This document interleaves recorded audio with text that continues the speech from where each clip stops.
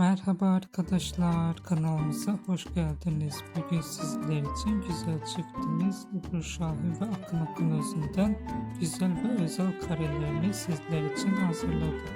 Ebru Şahin ve Akın Akınözü Hercai dizisinde Reyhan ve Miran karakterlerine hayat vermişler.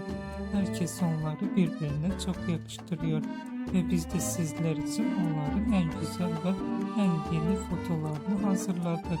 Bu videoların devamı gelmesini istiyorsanız kanalımıza abone olup yorum yazmayı unutmayın. Teşekkürler.